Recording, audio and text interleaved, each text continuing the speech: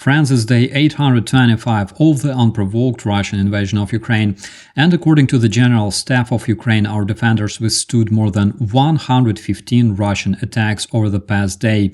The Russian terrorists conducted 2 missile strikes, 61 airstrike using gliding bombs, 138 strikes using multiple launch rocket systems, and 1,050 drone strikes using kamikaze drones of different types. The General Staff also reports that today the Russian invaders attempted more than 100 attacks. Let's take a closer look at the map. As of this morning, the Russian invaders ceased their attacks in the Kharkiv direction, giving the Ukrainian defenders opportunity to regroup and improve fortifications. Near Kupiansk, 6 Russian attacks were deflected by the Ukrainian defenders. Liman direction, there were 6 Russian attacks around Terny, Torske and Bilogorivka. It was reported that the situation is under control, the attacks are being deflected, and no positions were lost as of this moment. Kramatorsk direction, 4 Russian attacks were deflected, primarily near Klishivka and Andriivka.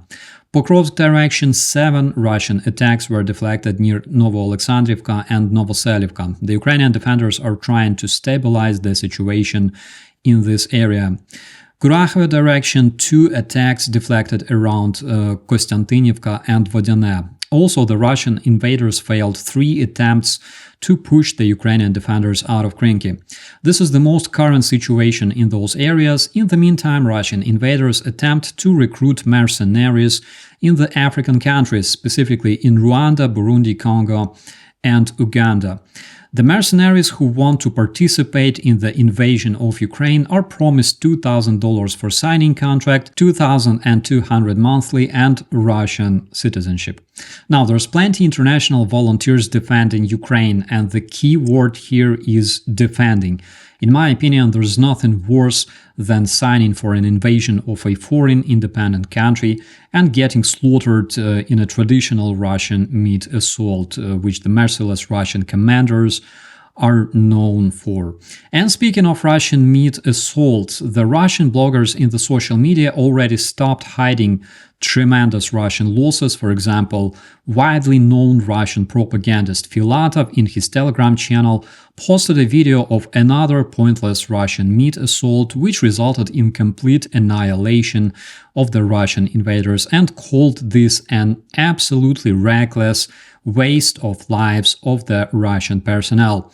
I wonder, what else did you expect from the Russian commanders? I mean, of course, the dude was raised on heroic movies about the invincible Russian army, and you probably know that the Russian propagandists are very good at making movies, but there's a tiny nuance, of course.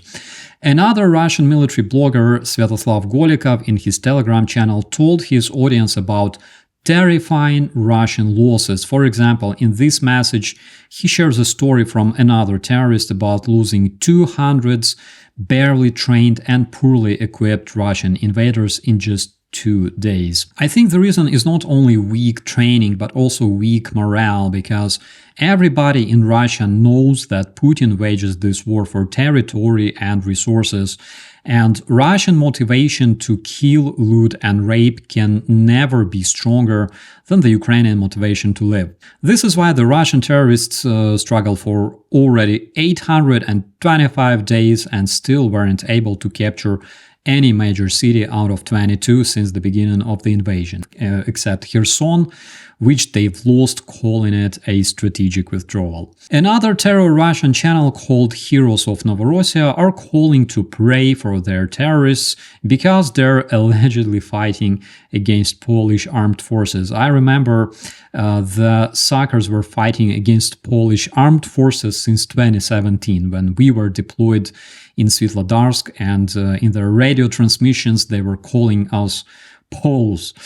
I'll be damned if I know why, but apparently it's just another attempt to bullshit the Russian population into believing that terror Russia is proudly fighting against the whole international Nazi community consisting of NATO countries, because in order to motivate a Russian, you have to persuade the bastard that Masonic Jewish Nazi gaze turned against his peace-loving Orthodox motherland, and the only guys he can rely on are Iranians, North Koreans, and African mercenaries. Speaking of which, the Wall Street Journal reported about the African students from Uganda, Ethiopia, and Tanzania being recruited for building the Shahed drones in Russia.